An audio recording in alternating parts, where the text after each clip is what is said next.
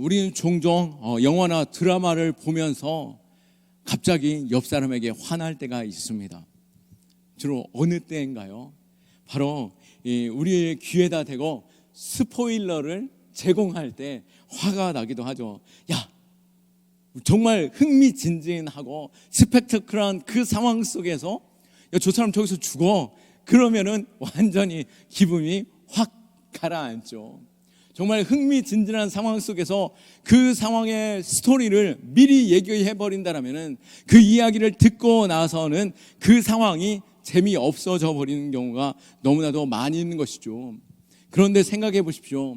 여러분이 그 상황 속에 주인공이다라고 한다면, 만약 지금 있는 그 흥미진진하고 또 스펙터클하고 또 죽음의 위기, 적들이 공격해 오고 이 한쪽 코너에 몰려서 죽을 상황 속에 놓여있는 그 순간에 누군가가 야, 너 여기서 옆에 문이 열리면서 살아나게 될 거야 라고 얘기해 준다면 마치 10년 감수한 것처럼, 정말 죽었다 살아난 것처럼 그 소식은 완전히 기분을 잡치는 얘기가 아니라 내 마음 가운데 소망으로 큰 기쁨으로 들려지는 이야기가 될 것입니다. 오늘 본문이 바로 그런 말씀인 것이죠. 초대 교회는 로마 제국에 의해서 강력한 핍박과 또 그 교회는 풍전등화와 같이 이 초대 교회가 완전히 멸망되어질 이 최종적인 이 로마에 완전히 짓밟혀 끝나게 되는 그 상황 속에 있을 그때에 오늘 이 말씀을 통하여서 초대 교회의 결말, 최종적인 결말이 무엇인지를 보여주고 있는 것이죠. 그 최종적인 결말은 무엇입니까? 최후의 승리는 너희의 것이다 라고 하시는 하나님의 말씀인 것입니다. 이 확신이 고난 중에 있는 우리에게도 들려질 수 있기를 축원합니다. 오늘 본문에서 드디어 7번째 나팔이 울립니다. 이 요한계시록에 나타나는 그 심판 재앙들, 7인의 심판, 그리고 7 나팔의 심판, 그리고 7 대접의 심판이 이어지게 되는데요.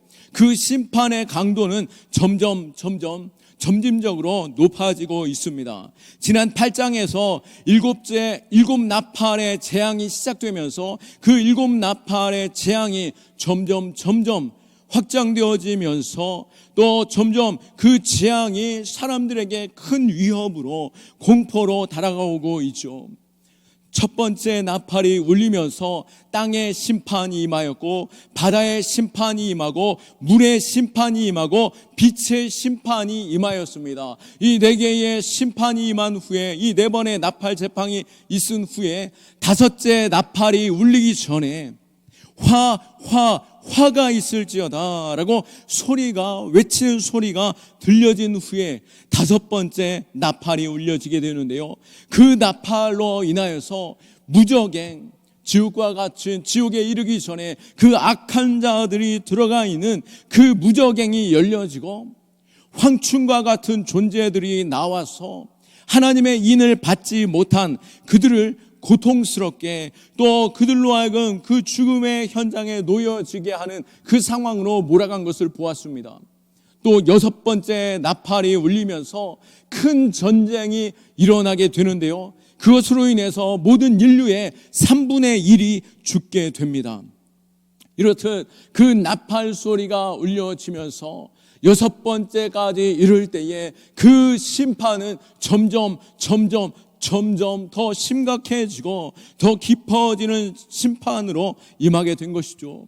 이제 7째 나팔은 과연 어떠한 심판으로 임하게 될 것인가 두려움 중에 있을 그때에 14절 말씀에 둘째 화는 지나갔으나 보라 셋째 화가 속히 이르는도다.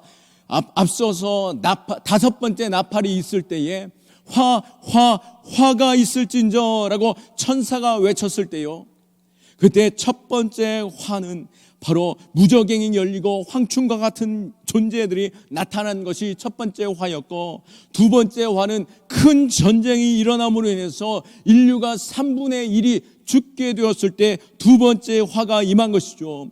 이제 3번째 화, 바로 7번째 나팔이 울리게 됩니다. 얼마나 두렵고 떨리는 순간이 되겠습니까? 그런데 너무나도 역설적이게도 신자들에게는 예수 그리스도를 주로 시인하고 그 믿음 아래에 있는 자들은 기쁨의 소식으로 7번째 나팔이 들려지게 되는 것이죠. 15절 말씀에 7째 나팔과 7째 천사가 나팔을 불매 하늘에 큰 음성들이 나서 이르되 세상 나라가 우리 주와 그의 그리스도의 나라가 되어 그가 세세토록 왕노릇 하시리로다 하니 아멘. 7째 나팔이 울릴 때에 천사들의 하늘에서 울리는 큰 소리가 선포되어집니다. 세상 나라가 우리 주 그리스도의 나라가 되었다라고 하는 선포인 것이죠. 하나님의 나라가 임하였고 세상 모든 나라가 우리 주의 나라가 되었다라고 선언되어지는 소식인 것입니다. 아직 일어나지 않은 그 미래에 대하여 이미 완성되어진 것으로 선포되어지는, 이제 그 나라는 하나님의 나라가 될 것이고 우리는 그 영광 가운데 거할 것이다 라고 하시는 그 최종적인 선언의 메시지가 들려지게 된 것입니다. 당시 초대교회 성도들이 들을 때에 이 메시지, 요한을 통하여 받았던 이 메시지는 당시에 어떤 상황 속에 초대교회가 있었습니까? 세상은 로마 황제가 다스리고 로마 황제의 말 한마디면은 온 땅이 벌벌벌 떨고 그 말 한마디 한마디에 온 땅이 움직였던 것이죠. 하나님은 침묵하시는 것 같았고 더 이상 하나님이 일하시지 않는 것처럼 느껴지던 그때에 교회에 핍박이 임하고 성도들이 그 핍박 가운데 순교를 당하던 그때에 과연 하나님의 나라가 이 온 땅을 이길 수 있을까? 저 로마를 물러나게 할 수 있을까라고 하는 그들 안에 질문이 있고, 이제 하나님의 나라는 망하여졌고 이제 교회는 사라지게 되는구나 라고 하는 그 마음 가운데 두려움과 의심 속에 있는 그 상황 속에서 오늘 사도 요한을 통하여서 하늘의 문이 열려지고 하늘에서 들려지는 최종적인 결론을 선언하는 그 메시지를 듣게 된 것이죠. 15절에 분명히 말씀하고 계실 때에 지금 세상을 장악하고 있는 것처럼 보이는 그 어둠의 권세는 잠시뿐이며 반드시 마지막 날 모든 악한 세력이 완전히 떠나가고 하나님의 나라만이, 우리 주의 하나님의 통치, 예수 그리스도의 통치만이 온 땅 가운데 그가 세세토록 왕노릇 하시리라 라고 하시는 그 선언이 온 땅에 울려지게 된 것입니다. 하나님의 나라가 승리하고 그 나라가 영원토록 우리의 복이 되고 아름다운 이유가 무엇이겠습니까? 바로 온 땅을 다스릴 분이 하나님이시고 우리 주님이 영원한 왕이 되시기 때문에 우리는 영원토록 하나님이 다스리는 그 놀라운 복과 그 아름다운 가운데 살아가는 자 될 줄로 믿으시기 바랍니다. 아무리 좋은 나라다라고 할지라도 나쁜 지도자가 한 명이 나타나게 되면은 그 나라뿐만 아니라 그 시대가 엉망이 되는 것이죠. 그러나 하나님의 나라는, 하나님은 영원하시고 하나님의 긍휼하심과 공의와 정의가 우리로 하여금 자유케 하시고 완전하게 하시고 그 아름다우심이 우리로 하여금 복의 자리로 거하게 하시는 줄 믿고 영원한 하나님의 나라를 믿음으로 바라볼 수 있기를 축원합니다. 그렇게 우리는 주기도문에서 나라가 임하옵시고 라고 기도하고 있는 것이죠.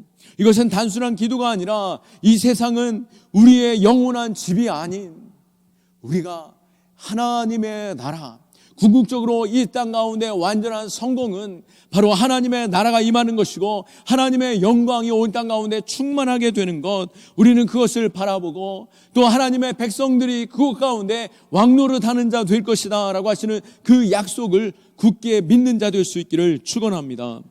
지금 아무리 세상이 혼란스럽고 또 우리에게 찾아오는 그 고통과 또 짓누르는 그 억압과 또 두려움이 있다 할지라도 오늘 확실하게 보여주는 최종적인 승리는 하나님이 왕이 되시고 예수 그리스도께서 우리의 통치자가 되시며 온 땅을 다스리는 그 복된 날이 우리에게 주어질 것이다 라고 하는 선언인 것입니다.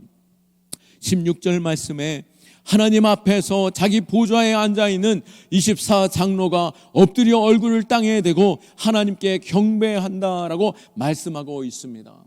하나님의 통치가 임할 때에 우리는 어떠한 모습을 보게 됩니까?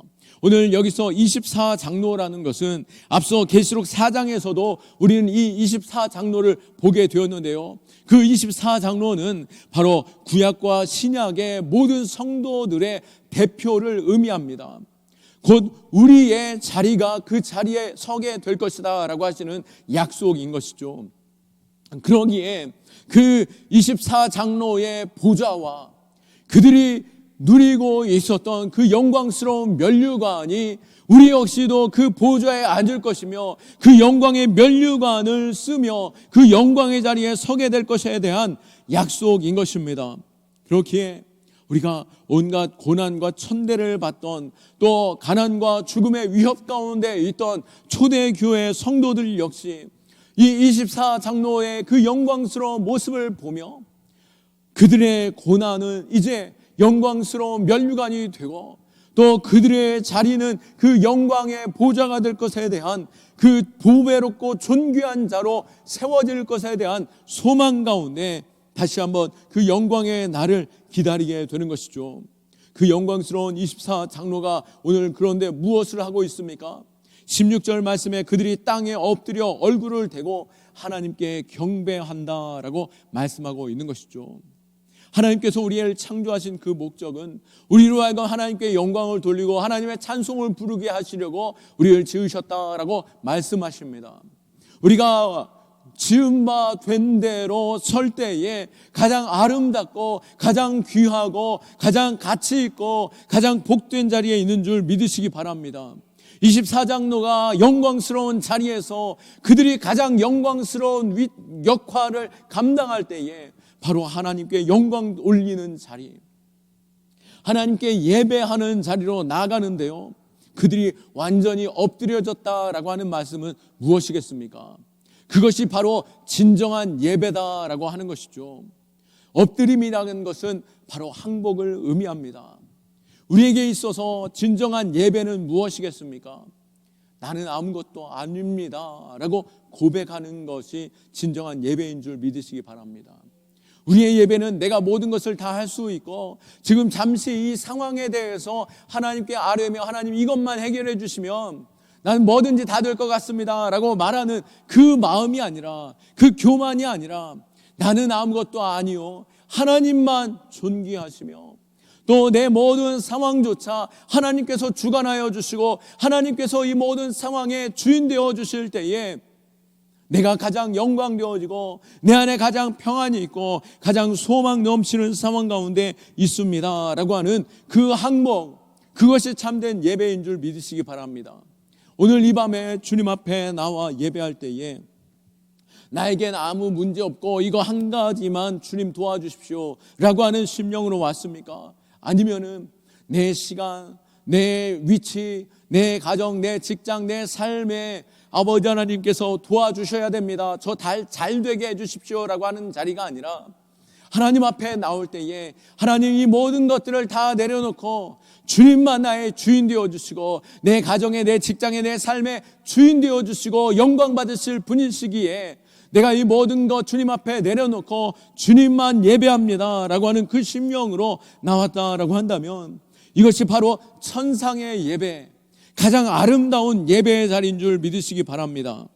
그럴 때에 그러한 믿음의 고백으로 하나님 앞에 나와 예배할 때에 이제 17절 말씀에 이르되 감사옵나니 옛적에도 계셨고 지금도 계신 주 하나님 곧 전능하신 이여 친히 큰 권능을 잡으시고 왕노릇 하시는도다 라고 그들의 고백과 같이 우리의 삶의 왕으로 임하여 주옵소서.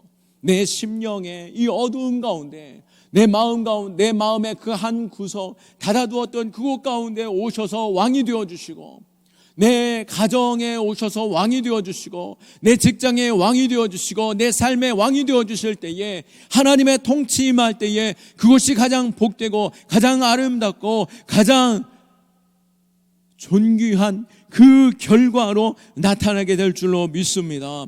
오늘 이 천사와 장로들의 고백과 같이 오직 한 분만 높여드리고 오직 한 분만 바라보는 그 진정한 예배로 우리가 나아갈 수 있기를 축원합니다.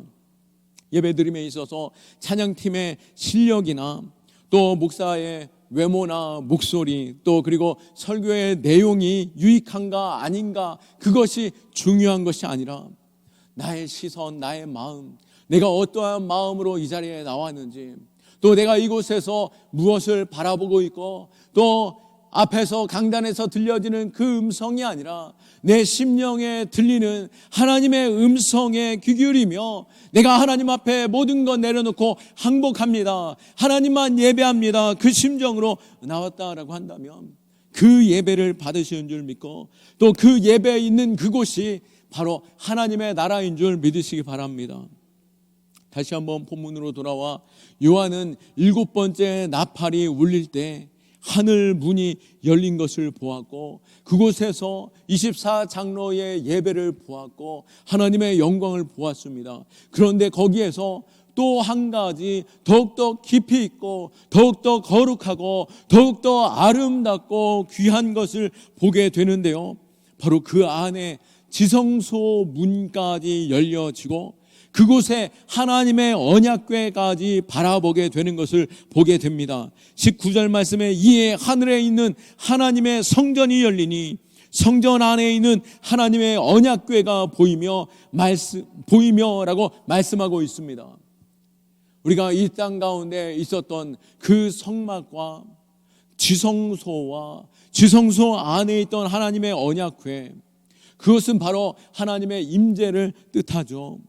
대제사장도 1년에 겨우 한 번 자신의 모든 죄를 먼저 하나님 앞에 아뢰이고 또 모든 백성들의 죄를 아뢰이며 그 지성소 안에 들어가 어린 양의 피를 뿌리며 그 거룩한 언약궤 위에 있는 그 지성소에 피를 뿌리며 하나님의 임재를 약속받고 그 임재를 경험하고 나오게 되는데요, 이 언약궤 안에는 무엇이 들어있습니까? 바로 하나님께 받았던 10계명과 10계명의 2개의 돌판이 있었고 또 아론의 쌍난 지팡이가 있었고 만나가 있었습니다. 그런데 우리가 이 10계명의 돌판은 첫 번째 돌판이 아닌 두 번째 돌판이었죠. 바로 모세가 하나님의 언약을 받아올 때 그 밑에서 이스라엘 백성들이 송아지로 황금 송아지 앞에 제사를 지내고 있었던 것입니다.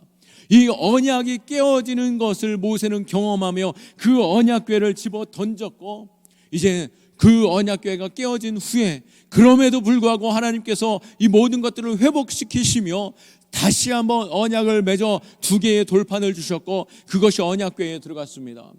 그리고 하나님의 임재와 하나님의 세워주신 그 권위를 무시하던 이스라엘 백성들에게 아론의 쌍난 지팡이를 통하여서 하나님께서 세워주신 권세와 그 영광을 약속해 주셨고 또 만나를 통하여서 끊임없이 이스라엘 백성들이 하나님을 신뢰하지 못할 때에 하나님의 시험이 만나 가운데 있음과 같이 이 2 돌판과 아론의 쌍난 지팡이와 이 만나는 끊임없는 인간들의 실패를 의미하고 끊임없는 하나님의 임재와 신실하신 하나님의 약속에 응답하심, 그리고 그럼에도 불구하고 은혜 베푸심의 증거들이 그 안에 담겨 있는 것입니다.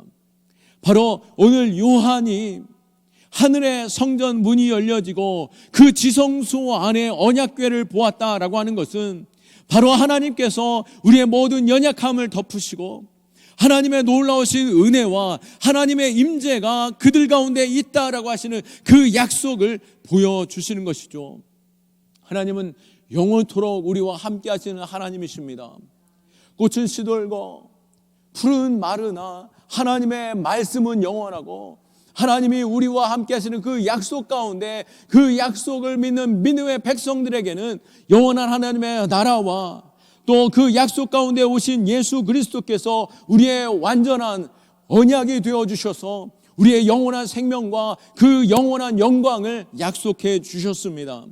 그러기에 오늘 이 사도 요한이 하나님의 법궤를 봄으로 인하여서 로마로 인해 완전히 끝난 것 같고 소망이 없던 그들에게 여전히 하나님이 함께 계시고 또 하나님이 영원한 영광을 그들에게 주셨다라고 하시는 그 신실하심을 보이시며 반드시 승리할 것에 대한 약속으로 주신 것입니다. 말씀을 마칠 때에 우리 역시도 오늘 7번째 나팔의 재앙을 보면서 이 재앙은 불신자들에게는 최종적인 심판으로 나타나게 될 것입니다. 하지만 그리스도를 믿는 신자들에게는 모든 상황과 또 그들 안에 있는 어려움과 두려움과 또 의심이 사라지는 기쁨의 소식으로 들려지는 것이죠.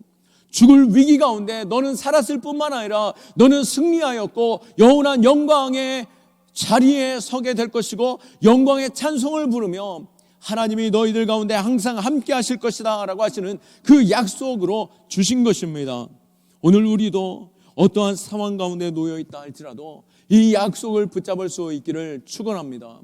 모든 상황이 막혀 있고 죽을 것과 같은 그 위기 속에서도 하나님께서 반드시 승리하셨고 예수 그리스도께서 십자가를 통하여 승리하셨고 사망과 모든 권세를 이기심으로 말미암아 그 영광의 자리에 오르신 것처럼 또 우리의 대표가 된 24장로가 그 영광의 보좌와 면류관을 쓴 것처럼 또 그들이 하나님 앞에 예배한 것처럼 우리가 그 자리에 서며 그 영광을 누리고 최종적인 승리 가운데 하나님의 임재 가운데 살아가게 될 것을, 그리고 지금 이 땅 가운데서도 하나님의 나라를 바라보고 그 영광을 누리는 자로, 그 승리를 누리는 자로 살게 될 것에 대한 약속을 주셨으니 우리가 믿음으로 바라볼 수 있기를 축원합니다.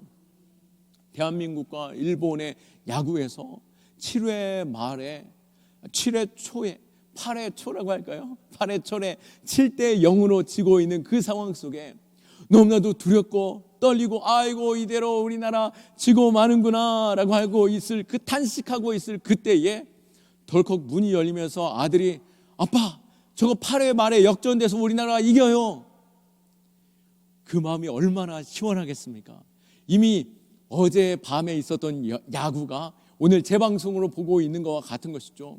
우리의 마음에 더 이상 그 7대 0도 두렵지 않은 것이죠.